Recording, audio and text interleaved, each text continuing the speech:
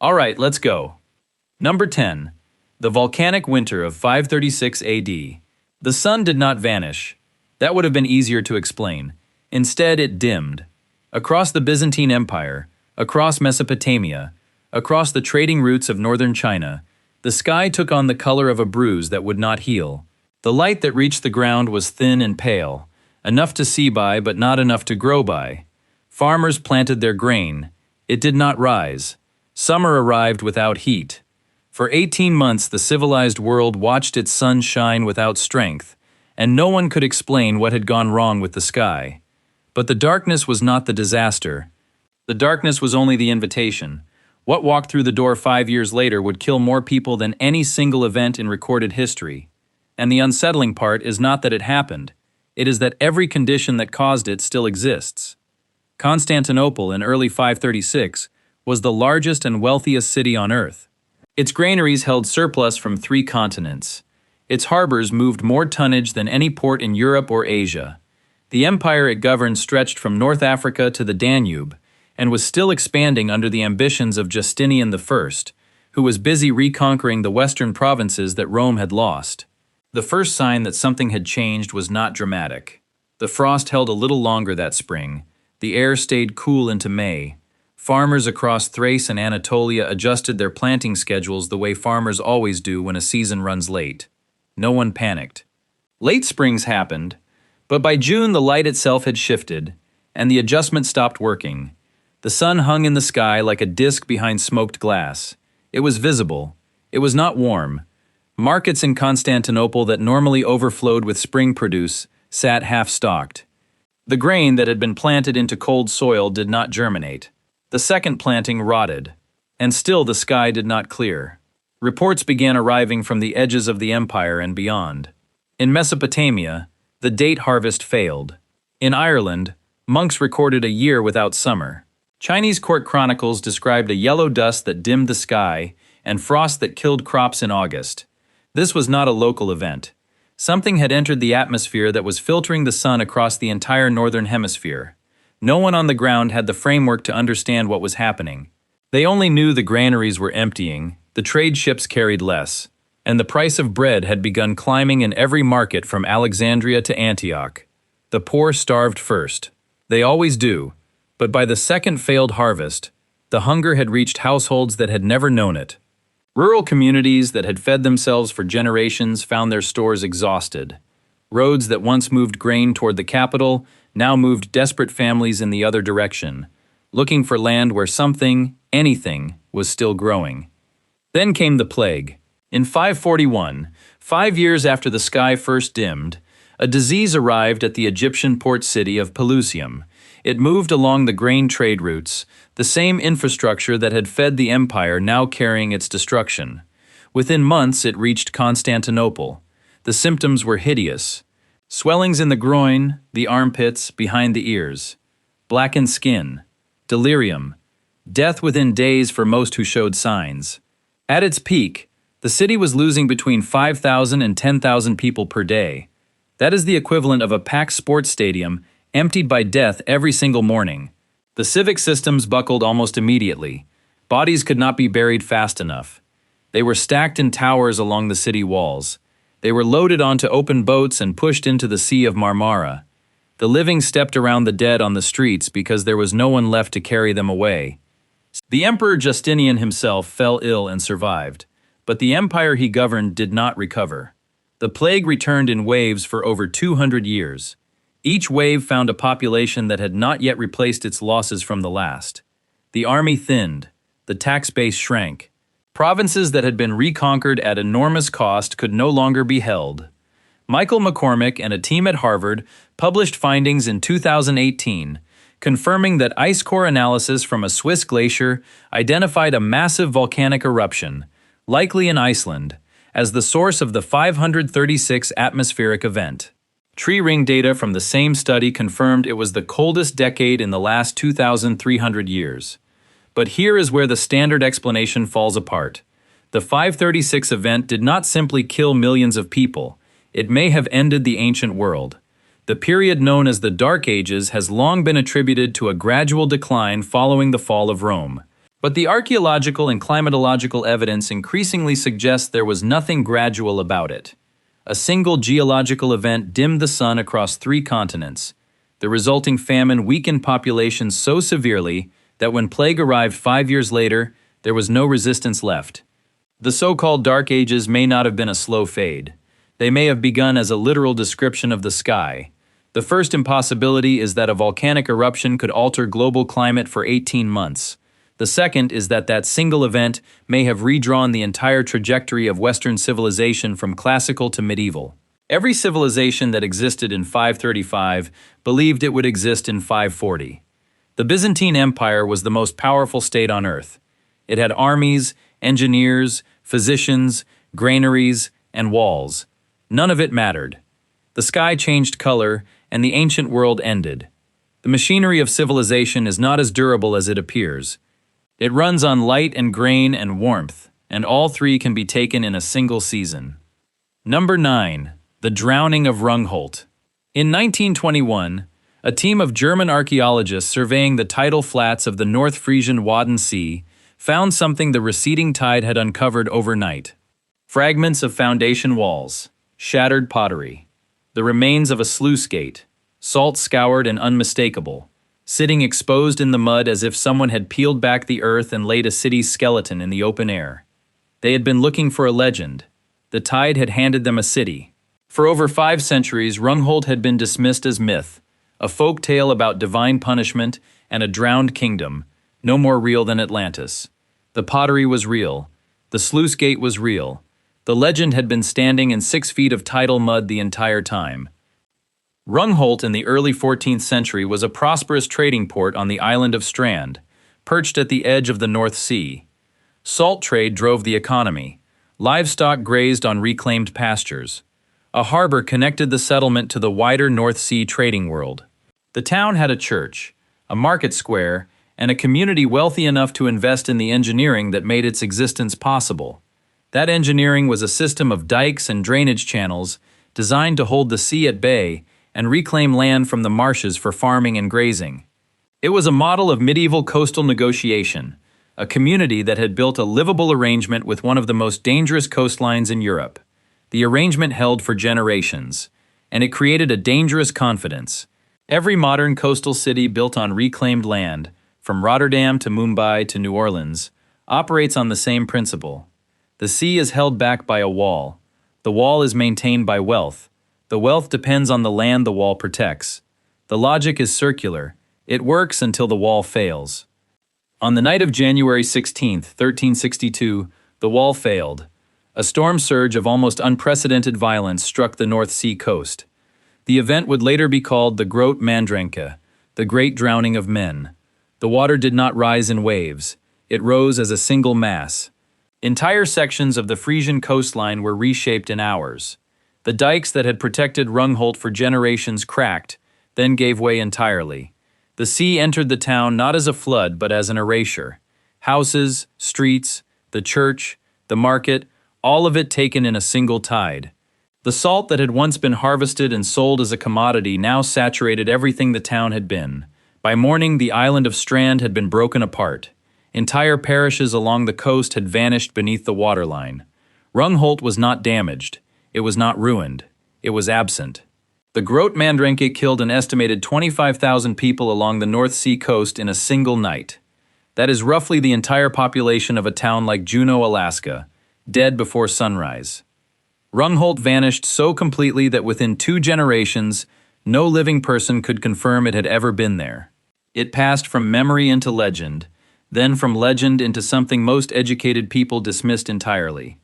For centuries afterward, fishermen in the Wadden Sea reported pulling artifacts from the mud at low tide, ceramic shards, fragments of worked stone, the occasional human bone, tumbled smooth by the silt. A local tradition persisted that on certain nights when the tide was very low and the wind was still, the bells of Rungholt's drowned church could be heard ringing beneath the water. The stories were treated the way such stories always are, as folklore dressed in salt air. Andreas Busch and a team at the University of Kiel published results in 2005 confirming the systematic location of Rungholt's remains in the Wadden Sea. The survey identified a medieval sluice system, a merchant quarter, and structural foundations consistent with a settlement of real economic significance.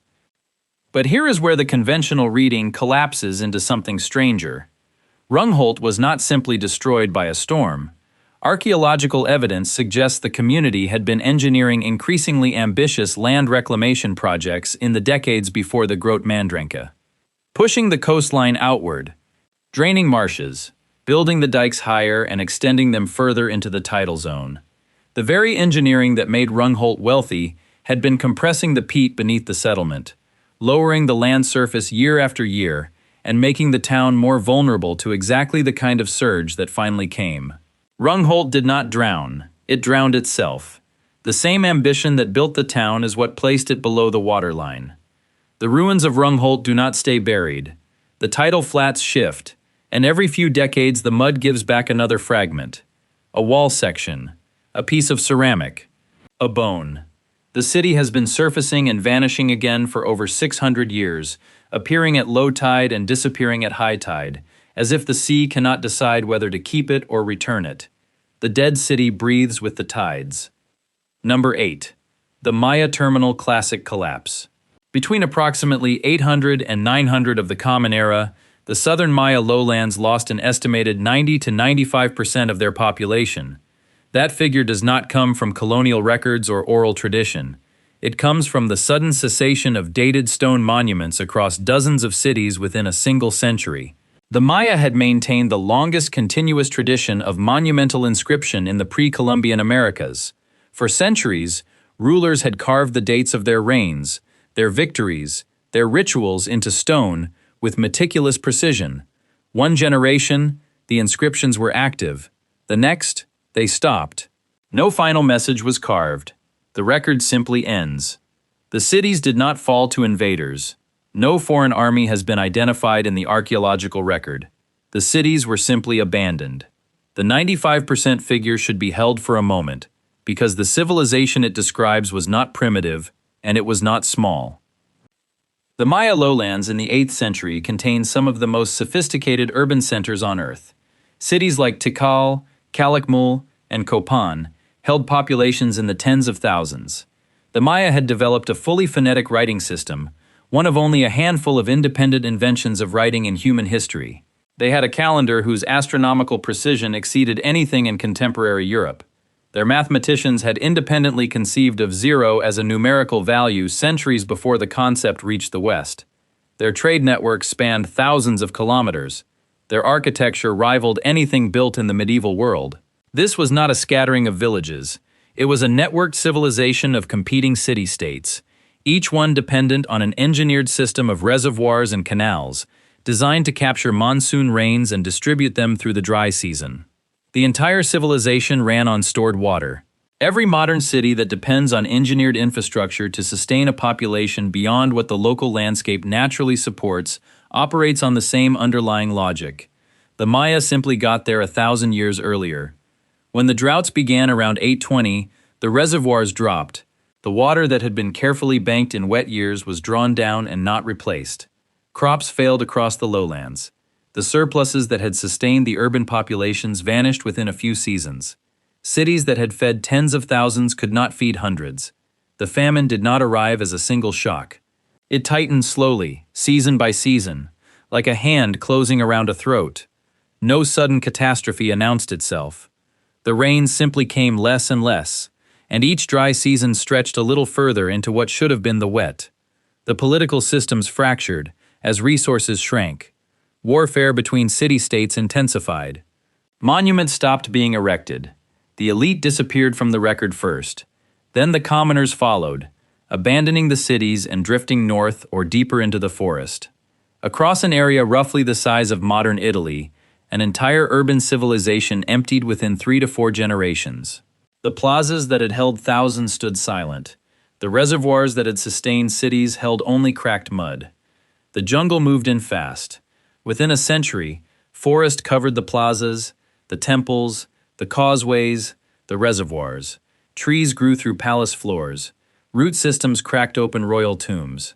And the cities vanished so completely that when Spanish explorers arrived 6 centuries later, they walked directly over them without knowing what lay beneath the canopy. Douglas Kennett of the University of California, Santa Barbara, published a study in 2012 analyzing a stalagmite from a Belizean cave. The mineral layers produced a continuous rainfall record spanning 2,000 years. The 9th century droughts were the most severe in the entire record, coinciding precisely with the collapse. But here is where the standard explanation falls apart. The Maya were not ignorant of drought. They had engineered the most sophisticated water management system in the pre-Columbian Americas, specifically designed to buffer against dry years. They were prepared, and it did not matter. The preparation failed against a drought of this duration and severity. But that is only the first impossibility. Recent LiDAR surveys of the Maya lowlands have revealed that the region contained far more structures, roads, and agricultural features than any ground-based survey had ever estimated. The collapse was not the loss of a few dozen cities. It was the emptying of an interconnected urban landscape that may have supported 10 to 15 million people. The scale of what vanished is still being revised upward. Every new survey makes the loss larger. The Maya did not disappear. Millions of Maya people live today across Guatemala, Belize, Honduras, and Mexico. What disappeared was the civilization, the cities, the writing, the calendar, the astronomy, the political systems that had governed millions across a region the size of a modern European nation. The people survived. The world they built did not. That distinction is the one that should disturb. Number 7. Great Zimbabwe. In 1871, a German geologist named Karl Mauck was surveying mineral deposits in the interior of southeastern Africa when his local guides led him to a stone ruin in the hills above the Mutirikwe River Valley. The walls were enormous, fitted without mortar, curving in elegant arcs across the hillside, and enclosing spaces that were clearly planned, clearly purposeful. Mosh stood inside what was unmistakably a city. The stonework was precise. The layout was deliberate. The scale was unlike anything European explorers had documented in the southern African interior. And Mauck, standing in the middle of the evidence, could not accept what he was looking at.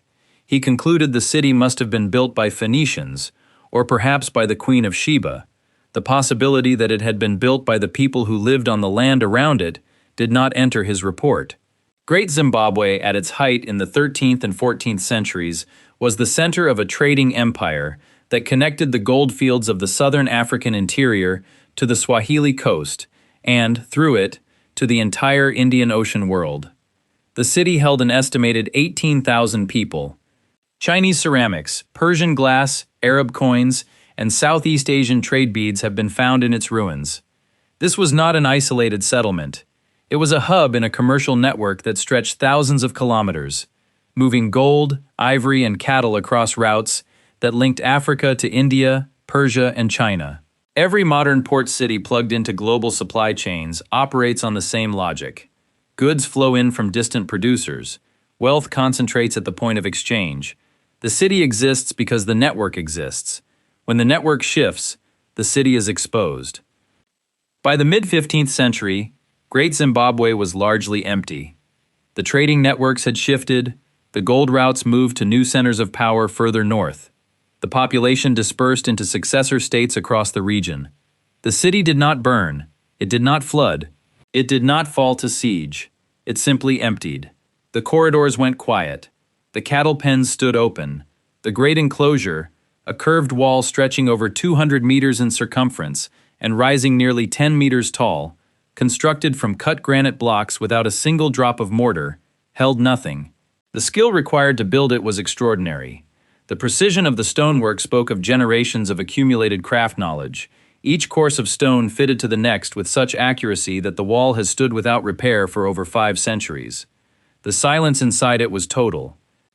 When European colonists encountered the ruins in the 19th century, they systematically denied their African origin.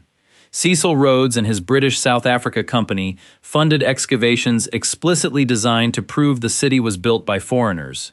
Artifacts that contradicted the desired narrative were discarded, removed without documentation, or suppressed from publication. The Rhodesian government eventually made it functionally illegal to attribute the ruins to indigenous Africans. For over a century, An entire civilization's greatest architectural achievement was credited to anyone: Phoenicians, Arabs, lost white tribes, wandering Israelites, except the people whose ancestors had actually quarried the granite and laid every block with their own hands. Peter Garlake of the University of London published the definitive archaeological survey in 1973, establishing beyond dispute that Great Zimbabwe was built by ancestors of the Shona people between the 11th and 15th centuries. No foreign involvement at any stage of construction. The evidence was never ambiguous. The denial was never scientific. But here is where the conventional reading collapses into something stranger. The colonial damage was not limited to narrative. It was physical. The early excavations did not merely misinterpret the site, they destroyed it. Strata were mixed. Artifacts were removed without records. Layers of occupation that could have answered fundamental questions about the city's political structure, its religious practices, its internal economy, and the precise sequence of its abandonment were shoveled into spoil heaps and carted away. The damage is permanent and irreversible. The answers that Great Zimbabwe's soil once held are gone, not because of weathering or the passage of time, but because the men who found the ruins refused to believe what they were looking at and tore through the evidence searching for proof of someone else. The stones of Great Zimbabwe still stand. The walls are intact.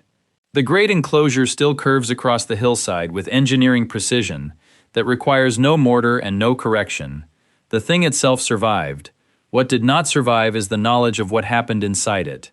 The city is a library with every page torn out. The architecture remembers. The history does not. Number 6. The Norse Greenland disappearance. In 1921, a Danish archaeological expedition led by Poul Nerlund arrived at a site called Herjolfsnes, on the southern tip of Greenland. They were excavating a small Norse churchyard, the kind of routine dig that produces bone fragments, corroded iron, and quiet confirmation of what is already known. What they pulled from the frozen permafrost instead was a collection of perfectly preserved medieval European garments. Gowns, hoods, and caps, still holding their shape after centuries in the ice, buried with bodies in a cemetery at the edge of the known world. The clothing was fashionable. It followed continental European styles from the 14th and early 15th centuries, the kind of tailoring found in Burgundy or the Rhineland. Someone in one of the most remote settlements on Earth had been keeping up with the latest trends from the courts of Europe. And then, at some point after the last burial, the entire settlement had ceased to exist. 2 Norse colonies had been established in Greenland, around 985 of the Common Era, by Eric the Red, and a fleet of roughly 400 settlers from Iceland, the Eastern Settlement and the Western Settlement. At their peak, the colonies held between 3,000 and 5,000 Norse Greenlanders spread across several hundred farms. They built turf and stone farmhouses, churches, a cathedral at Gardar, and maintained a resident bishop appointed by the Archbishop of Nidaros in Norway. They exported walrus ivory, polar bear hides, and live falcons to European markets hungry for Arctic luxury goods. For over 3 centuries, they sustained a functioning European society at the extreme margin of the habitable world, further from the Scandinavian homeland than any permanent Norse settlement had ever been. Their survival depended on 2 fragile threads: ships from Norway bringing grain, iron, timber, and sacramental wine, and a European market willing to pay premium prices for what only the Arctic could provide. The colonies were a one-export economy tethered to distant buyers they could not see and could not influence. Every modern community built around a single commodity tied to a faraway market operates on the same fragile logic. The mine closes. The factory relocates overseas. The town empties over a generation. The only difference is that the Norse Greenlanders had no road out and no neighboring economy to absorb them. The climate cooled. The Little Ice Age began tightening its grip across the North Atlantic in the 13th century. Pack ice pushed further south each year, choking the sea lanes between Greenland and Norway. Ships arrived less frequently, then rarely. Then not at all. The crossings became too dangerous and too expensive for the dwindling return. Around the same time, cheaper elephant ivory from newly established Portuguese trade routes in West Africa began flooding the European market, collapsing the price of walrus tusks overnight. The one product that had justified the colony's existence lost its value in a single generation. The letters stopped arriving, the ships stopped sailing, and Europe simply stopped asking about its colonies at the edge of the world. The Western settlement vanished first, probably around the mid-14th century. A Norwegian clergyman named Ivar Bardarson sailed to check on it and reported finding the settlement empty. Livestock wandered untended through open doors. Horses and cattle grazed fields with no one to bring them in. No bodies, no signs of violence. No message left behind. The eastern settlement persisted longer, but the evidence thins with each passing decade. The last written record from Norse Greenland is a marriage certificate from 1408, documenting a wedding at the small stone church at Valsey. Two people exchanged vows. Witnesses signed. After that single document, silence. Two entire European societies comprising thousands of people across dozens of farms and several churches disappeared from the historical record as completely as if they had never existed. It is as though a modern county vanished, and no one came looking for decades. Thomas McGovern of Hunter College published findings in 2014 based on zooarchaeological analysis of middens from multiple Norse Greenland farms. The bone assemblages revealed a desperate dietary shift in the final decades, from the cattle and sheep that had defined Norse pastoral identity towards seals and other marine mammals that could be hunted from shore. It was the signature of a community abandoning its way of life one meal at a time. But here is where the standard explanation falls apart. The Inuit were thriving in Greenland during the exact same period. The same climate that supposedly made the land uninhabitable for the Norse was perfectly survivable for people who adapted to it. The Inuit hunted marine mammals from kayaks. They built insulated snow houses. They wore sealskin. They lived within the landscape rather than against it. The Norse did not lack intelligence. They lacked flexibility. Their entire economy, diet, architecture, and social identity was built around a European pastoral model that could not bend when the environment demanded it. They kept building European-style sod farmhouses designed for cattle they could no longer feed through the winter. They kept raising sheep and goats on pastures that shrank each year. They kept wearing European clothes. The frozen bodies at Herjolfsnes proved the final, almost unbearable detail. They dressed for the world they wanted to live in, not the one closing around them. The Valsey Church still stands. Its stone walls are the best preserved Norse ruin in Greenland. The last documented event inside it was a wedding. Two people were married in 1408, and someone thought it mattered enough to write down. After that entry, the Norse Greenlanders leave the written record forever. No massacre, no exodus, no final letter. A civilization that had persisted for over 400 years at the edge of the habitable world simply stopped producing evidence that it existed. Number 5. The Ancestral Puebloan Collapse. Between 1275 and 1300, the population of the Four Corners region of the American Southwest dropped to functionally zero. That is not an estimate. It is not an approximation derived from partial records or colonial accounts. It is a conclusion drawn from one of the most precise dating methods in all of archaeology. Dendrochronology, the reading of annual growth rings, preserved in ancient timber, places the abandonment of the major cliff dwellings at Mesa Verde and dozens of surrounding sites within a window of roughly 25 years. A civilization that had continuously occupied the Colorado Plateau for over 700 years, packed up and left within a single generation. No foreign army has been identified. No volcanic eruption has been linked to the region. No epidemic has been confirmed in the skeletal record. The question is not what destroyed them. The question is, what made them leave? The ancestral Puebloans in the 12th century had built one of the most remarkable built environments in the pre-Columbian Americas. Their cliff dwellings, engineered into natural sandstone alcoves hundreds of feet above canyon floors, were multi-story stone structures of extraordinary precision.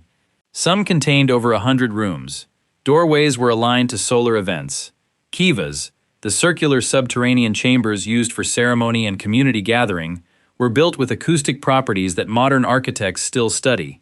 Beyond the cliff dwellings, the broader population lived in open mesa-top villages, connected by a network of roads, some of them arrow-straight for dozens of kilometers, linking communities across a vast and arid landscape. Trade routes stretched from the Gulf of California to the Great Plains, moving turquoise, shell, obsidian, macaw feathers, and copper bells across hundreds of kilometers. The agricultural base was maize, beans, and squash, the same triad that sustained civilizations across the Americas. But in the four corners, the margin for error was thin. The growing season was short. The rainfall was unpredictable.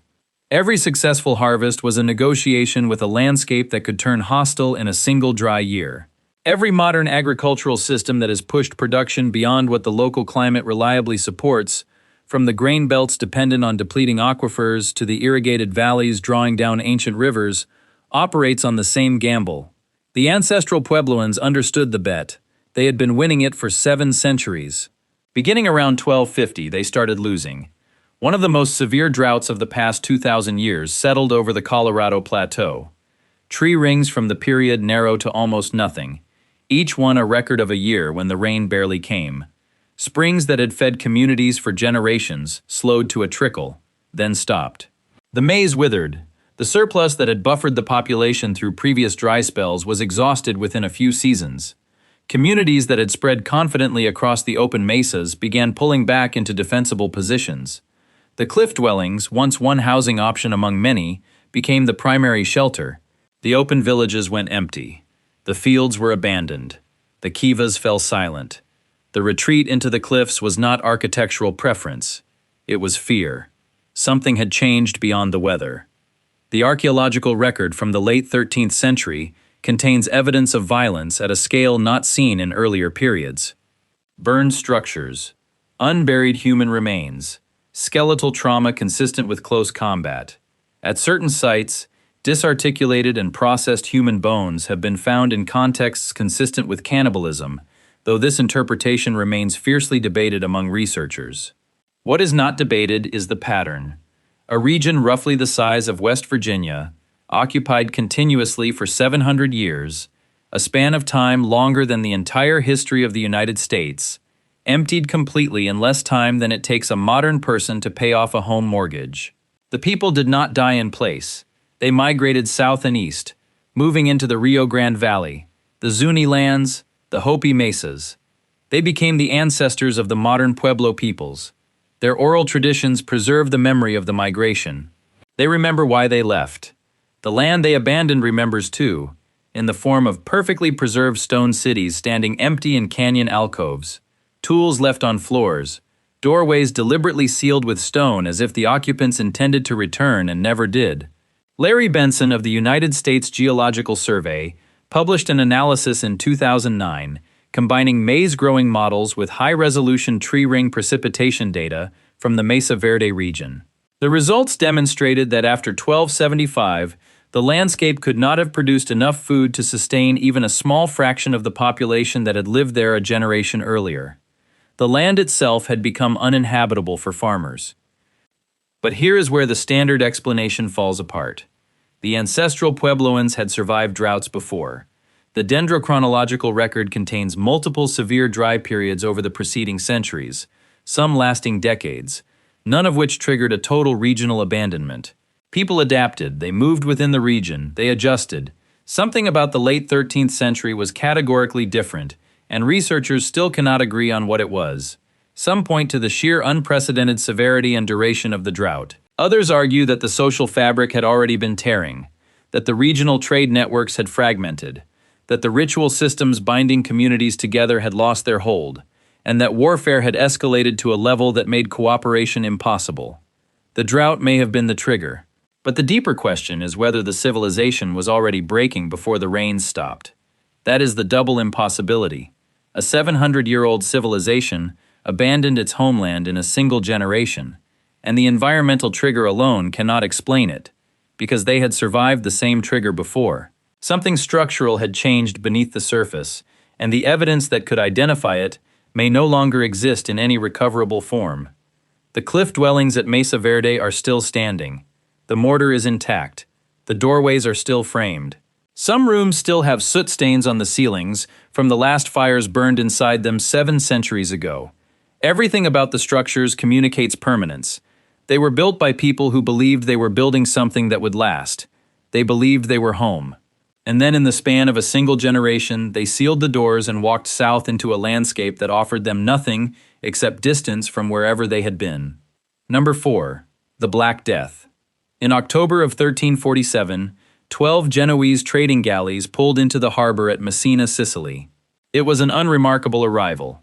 Merchant vessels from the Black Sea ports docked regularly along the Sicilian coast, carrying spices, silk, and grain.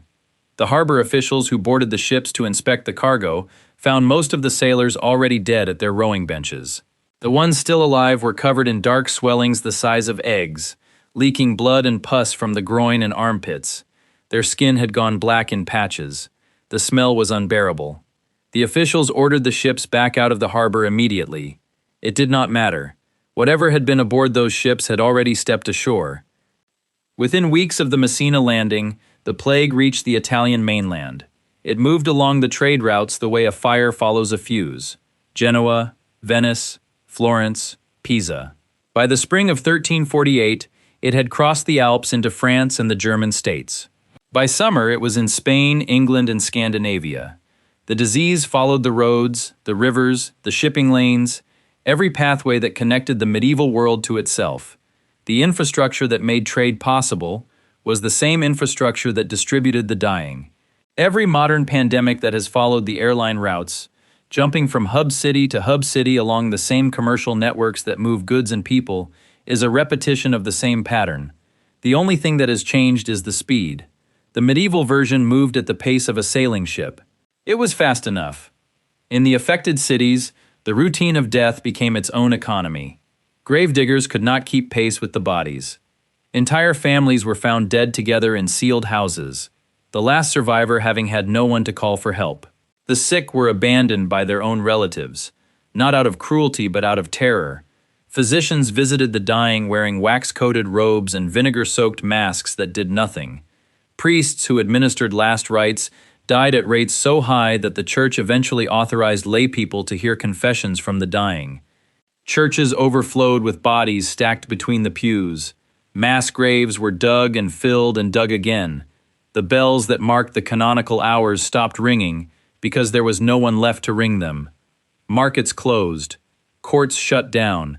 Ships floated in harbors with dead crews and no one willing to board them. In some villages, every single inhabitant died. Not most, every one. The doors hung open on empty houses and the livestock starved in their pens. The Black Death killed an estimated 75 to 200 million people across Eurasia in fewer than 7 years. Europe alone lost between 30 and 60% of its entire population. To make that number physical, take any room anyone has ever stood in and remove every other person, then remove one more. That is what the plague did to every city, every village, every farmstead on an entire continent. The labor shortage that followed was so severe that the feudal economic model, the system that had organized European society for centuries, began to collapse under its own irrelevance. Entire trades lost their masters and apprentices simultaneously, severing chains of craft knowledge that had been passed hand to hand for generations. The Catholic Church lost enormous moral authority as prayers failed visibly and publicly at a continental scale. Medical theory, such as it was exposed as completely useless. The four humors explained nothing. The remedies cured nothing. The learned men died at the same rate as the ignorant. Ole Benedictau of the University of Oslo published a comprehensive demographic analysis in 2004, concluding that the Black Death killed approximately 60% of Europe's total population. That figure makes it the single deadliest event in recorded European history relative to the number of people alive at the time. But here is where the standard explanation falls apart. The Black Death did not just kill people. It erased entire knowledge systems that had taken centuries to build and that could not be rebuilt because the carriers of that knowledge were dead. This was not like the burning of a library. A burned library can be recopied if duplicates exist elsewhere. This was the death of the only copies. Guild masters who carried metallurgical techniques in their hands and nowhere else. Physicians whose diagnostic instincts had been sharpened across decades of practice and existed in no written manual. Monks who were the sole copyists of texts that survived in single manuscripts on single shelves in single monasteries. When those people died, every piece of knowledge that existed only in their living memory died with them. The Black Death was not merely a demographic catastrophe, it was an epistemological one. The plague did not just reduce the population, it reduced what the surviving population knew. The population of Europe eventually recovered. The buildings were repaired, the fields were replanted, the markets reopened. But the knowledge that died with the dead stayed dead. Skills that had been passed from master to apprentice for generations were severed in a single season of dying. What grew back in the following century was not a restoration of what had existed before. It was something new, built on top of a gap that could never be measured because no one was left who remembered what had been there. Number 3. The collapse of the Khmer Empire. In 1860, a French naturalist named Henri Mouhot was collecting insect specimens in the jungles of northwestern Cambodia when his local guides brought him through a wall of vegetation into a clearing. What he saw stopped him in place. Stone towers, dozens of them, rose above the canopy, wrapped in the roots of strangler figs and half consumed by centuries of uninterrupted forest growth. Carved faces the size of houses stared outward from every surface, serene and enormous and watching nothing. Mouhot was standing in the ruins of Angkor. He was not the first European to see it. Portuguese and Spanish missionaries had mentioned it in scattered reports over the previous centuries. But Mouhot was the first to communicate to the wider Western world the staggering scale of what the jungle had swallowed. It was not a temple. It was not a palace. It was the largest city the pre-industrial world had ever built, and it had been abandoned. Angkor in the 12th and 13th centuries was a metropolitan area covering roughly 1,000 square kilometers. Its population at peak is estimated between 700,000 and 1 million people. At its height, the entire population of medieval London, roughly 40 to 50,000, could have fit into a single one of Angkor's districts and gone unnoticed. The city was the capital of the Khmer Empire, which governed much of mainland Southeast Asia for over 6 centuries. And the entire civilization, every person, every rice paddy, every temple, ran on a single technology: water. The Khmer had constructed the most sophisticated hydraulic engineering system in the medieval world. An interconnected network of massive reservoirs called barrages, feeder canals, distribution channels, and overflow systems captured the seasonal monsoon rains and stored them for redistribution across hundreds of square kilometers of rice paddies during the dry months. The system was enormous, precise, and brilliantly effective. It fed 1 million people in a tropical monsoon climate where the difference between feast and famine was the ability to store water from the wet season and release it in the dry. Every modern city whose survival depends on infrastructure designed for a specific climate regime operates on the same underlying assumption. The assumption is that the climate will stay within the parameters the infrastructure was designed for. The climate did not stay. Beginning in the 14th century, the monsoon patterns shifted. Prolonged droughts emptied the barrages. The reservoirs that had sustained the empire through normal dry seasons could not refill when the monsoons weakened. Rice paddies dried up. The food supply contracted. Then the opposite extreme arrived. When the heavy monsoons finally returned, they came with a violence the aging infrastructure could not absorb. Massive floods overwhelmed the canal network, eroding embankments, silting the reservoirs with debris, and destroying sections of the water system that could not be repaired quickly enough before the next drought cycle began. The machine that had fed Angkor for centuries was tearing itself apart. The canals went still, the barrages shrank, the paddies cracked. The temples that had been maintained by thousands of laborers stood unattended as the workforce dispersed to find food and water elsewhere. The population did not flee in a single catastrophic event. It drained away over decades. The outer agricultural districts emptied first. Farmers abandoned paddies that could no longer be irrigated. Neighborhoods that had housed thousands went quiet.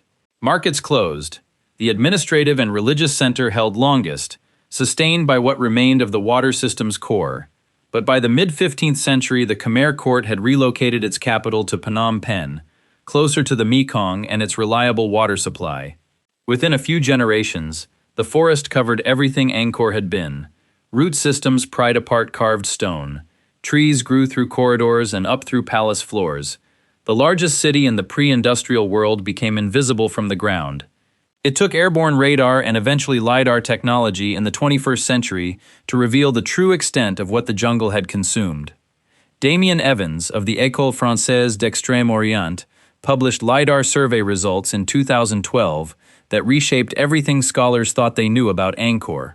The aerial data revealed a vast urban landscape extending far beyond the known temple complexes, with residential grids, road networks, and water management features stretching across an area that confirmed Angkor as the most extensive pre-industrial urban settlement anywhere on Earth. But here is where the conventional reading collapses into something stranger. The first impossibility is the scale. The largest city on Earth, sustained by the most advanced water system of its age, was swallowed by jungle within a few generations. But the second impossibility is worse. The infrastructure that made Angkor possible is precisely what made its collapse total. The berets, the canals, the distribution channels were not independent systems that could fail in isolation. They were interconnected. When one section failed, the failure cascaded through the network. Silted reservoirs could not be drained because the drainage canals were themselves damaged. Broken embankments could not be repaired because the labor force that maintained them had dispersed. The Khmer had not simply built a city, they had built a machine, and the machine had no graceful failure mode. It either functioned as an integrated whole or it collapsed as one. The same engineering brilliance that fed 1 million people guaranteed that when conditions exceeded its tolerances, it could not feed anyone at all. The temples of Angkor are still standing. The carved faces of the Bayon still stare outward with expressions that have not changed in 800 years. Tourists walk the corridors that 1 million people once depended on for survival. But the water system, the thing that actually built the civilization and sustained every human life within it, is gone. The berets are silted, the canals are overgrown. The engineering that made Angkor the largest city on Earth exists now only as faint scars visible from aircraft. The monument survived, the machine did not, and it was the machine that mattered. Number 2. The Cahokia collapse. In the year 1100, the largest city in North America was not in Mexico. It was in southern Illinois, a metropolitan area centered on a complex of earthen mounds near the confluence of the Mississippi and Missouri rivers, held a population estimated between 10 and 20,000 people, with some recent analyses pushing higher. That is larger than contemporary London. The city had a central plaza larger than any public square in Mesoamerica.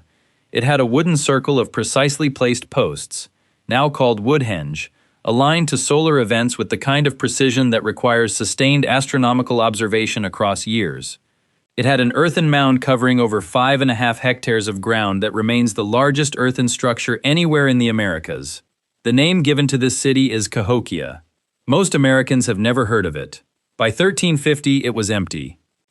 Cahokia around 1100 was experiencing what archaeologists call the Big Bang, a sudden explosion of monumental construction, population growth, and political centralization unlike anything previously seen in the region. Monk's Mound, the central platform, rose roughly 30 meters above a grand plaza that could hold tens of thousands of people. Craft specialists produced distinctive pottery, shell beads, and carved figures. Long-distance trade networks moved goods from the Gulf of Mexico to the Great Lakes, from the Atlantic seaboard to the Great Plains. A cultural and political influence radiated outward from Cahokia, across the entire Mississippi River Valley, shaping communities hundreds of kilometers away. The city functioned as a capital in every sense, a center of gravity whose power extended far beyond its physical walls. Every modern capital city whose cultural and economic influence shapes a region vastly larger than itself, from Washington to London to Beijing, operates on the same principle. Cahokia achieved it 1,000 years ago, in wood and earth and shell, on the banks of a river that still flows past the ruins. But within a generation of that explosive peak, the first signs of strain appeared. A massive wooden stockade wall was erected around the central precinct, enclosing the mound and the Grand Plaza. The wall was rebuilt at least 4 times, each iteration more substantial than the last. This was not decoration. This was defense. Something had changed inside or around the city that required the center to be fortified against its own periphery. The outlying settlements began to thin. The variety of trade goods narrowed. Construction slowed, then stopped. By 1200, the population was visibly declining. By 1300, only a fraction of the peak population remained. By 1350, the site was functionally abandoned. No documented invasion, no confirmed epidemic, no identified natural disaster. A city the size of medieval Paris, covering roughly 13 square kilometers, emptied over the course of 2 centuries, and left almost no written, symbolic, or oral explanation of why. When European settlers arrived in the Mississippi Valley generations later, they saw the mounds but could not accept what they implied. They attributed the earthworks to a lost race of mound builders, to Vikings, to Phoenicians, to wandering Israelites, to anyone except the ancestors of the indigenous peoples still living in the region. That mythology, the mound builder myth, was not harmless folklore. It was deployed as political justification. If the current native inhabitants had not built the mounds, then they were merely squatters on land that had once belonged to a more advanced, presumably white, civilization. The myth was used to justify the displacement of native peoples from lands they had not merely occupied but urbanized, governed, and shaped for centuries. The myth has since been demolished by archaeology. The displacement it rationalized has not been reversed. Timothy Pawcatat of the University of Illinois published a comprehensive synthesis in 2009, establishing Cahokia as a planned urban center with political complexity and regional influence rivaling contemporary Mesoamerican city-states. The work fundamentally challenged the long-held assumption that pre-Columbian North America was a landscape without cities. But here is where the standard explanation falls apart. The first impossibility is that the largest city in medieval North America, a city larger than London at the same date, existed, and the overwhelming majority of people alive today have never heard its name. That absence from public consciousness is not an accident.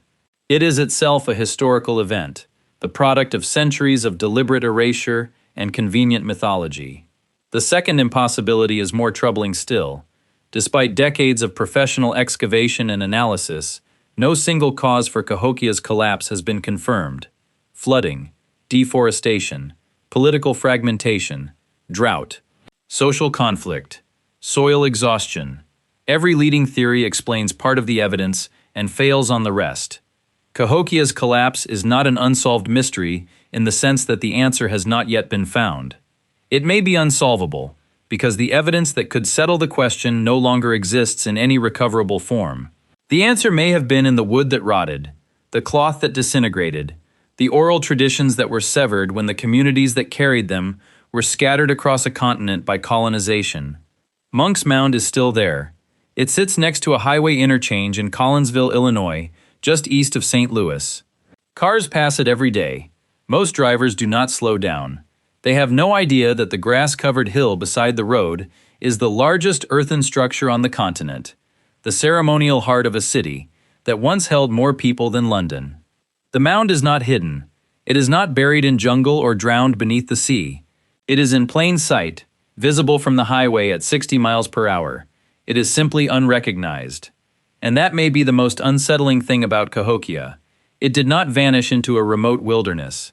It vanished into the ordinary landscape of a country that never learned it was there. Number 1. The Sack of Baghdad. In the early months of 1258, the streets of Baghdad still smelled of ink. The city had been the intellectual capital of the known world for over 500 years. Paper mills lined the banks of the Tigris. Bookshops filled entire districts, stacked floor to ceiling with manuscripts in Arabic, Persian, Greek, Sanskrit, and Syriac. The House of Wisdom, the largest library and translation center on Earth, held the accumulated scholarship of half a millennium, texts on algebra, optics, medicine, astronomy, chemistry, philosophy, and engineering that existed nowhere else. Scholars debated and advanced human knowledge within walking distance of the caliph's palace. A visitor arriving in January of 1258 would have seen a city that believed it was permanent. By February, every book in it would be at the bottom of the river. Baghdad in the 13th century was not simply a large city. It was the engine room of medieval civilization. The Abbasid capital held a population estimated between 1 and 2 million people, making it one of the largest cities on Earth. The House of Wisdom had operated for centuries as a center of translation, research, and original scholarship on a scale the world had never seen. Translation teams working in Arabic, Persian, and Syriac had systematically acquired, translated, and preserved the scientific and philosophical works of Greek, Indian, and Persian antiquity. The knowledge that survived the fall of Rome did not survive by accident. Much of it survived because Baghdad's scholars chose to save it. The names embedded in modern mathematics and science trace back to this single institution, Al-Khwarizmi, whose name became the word algorithm. The Arabic word algebr, which became algebra. Advances in optics, surgical technique, pharmacology, and celestial navigation that would later be transmitted to medieval Europe through translation and trade. Every modern research university whose mission is to gather, preserve, and extend human knowledge is an echo of what the House of Wisdom was doing 800 years ago. Baghdad was not just a city with a library, it was the library. The rest of the world was borrowing from it. In January of 1258, Hulagu Khan and the Mongol army surrounded Baghdad. Estimates of the army's size range from 120,000 to over 300,000. The Caliph, Al-Mustasim, had refused to submit. The siege lasted less than 2 weeks. When the walls were breached on the 10th of February, the Mongol forces entered the city, and the killing began. It did not stop for approximately 7 days. Contemporary sources, both Mongol and Arab, record the slaughter in terms that strain comprehension. Estimates of the dead range from 200,000 to over 1 million. Even at the conservative end, the Mongols killed the equivalent of every person in a modern city the size of Birmingham, Alabama, in roughly 1 week. The House of Wisdom was destroyed. Its contents, hundreds of thousands of manuscripts, were seized and thrown into the Tigris. Eyewitness accounts described the river running black with dissolved ink and red with blood simultaneously. The scholars were killed alongside their work. Librarians, translators, astronomers, mathematicians, physicians. The people who understood what the manuscripts contained died in the same week as the manuscripts themselves. The losses were not merely quantitative, they were qualitative. Many of the manuscripts destroyed in Baghdad existed in single copies, translations of Greek philosophical texts that survived nowhere else in the world. Original Arabic treatises on mathematics, optics, and astronomy that had no duplicates in any other library. Astronomical observations accumulated across centuries of systematic record-keeping. Medical knowledge refined through generations of clinical practice. The accumulated intellectual output of 500 years of the most productive scholarly institution the world had ever known, fed page by page to a river. George Saliba of Columbia University published an analysis in 2007 examining the Arabic scientific corpus before and after 1258. His research demonstrated that entire branches of mathematical and astronomical inquiry that had been active before the sack simply vanished from the record afterward. No successor tradition carried the work forward. The break was not a gradual decline, it was a severance. Lines of research that had been building for centuries stopped in a single week and never resumed. But here is where the conventional reading collapses into something stranger. The destruction of Baghdad was not just the loss of the books. It was the loss of the catalog. The House of Wisdom maintained detailed records of its holdings, indices and inventories compiled over centuries that documented what the library contained. Those records were destroyed along with the manuscripts themselves. The result is a void that is not merely large but structurally unmeasurable. Historians cannot compile a complete list of what was lost, because the list itself was among the things that were lost. Every estimate of the intellectual cost of the sack of Baghdad is, by definition, incomplete. Every reconstruction is working from the margins inward, piecing together references to lost works found in surviving texts from other cities, trying to map the shape of an absence by tracing its edges. The loss contains its own invisibility. It cannot be fully mourned, because it cannot be fully known. The Tigris still flows through Baghdad. The city was rebuilt. It endured further invasions, occupations, and wars across the following centuries. But the river that carried those manuscripts to the Persian Gulf has never returned them. Somewhere in the sediment at the bottom of the Gulf lie the dissolved remains of pages that once held ideas no living person has ever read. The sack of Baghdad is not a tragedy of destruction. Destruction can be repaired. Libraries can be restocked. Cities can be rebuilt. This is a tragedy of permanent ignorance. The loss is not that the books were burned. The loss is that no one alive knows what the book said, and no one ever will. If you want to see more videos like this, click the video on screen now, and make sure to subscribe.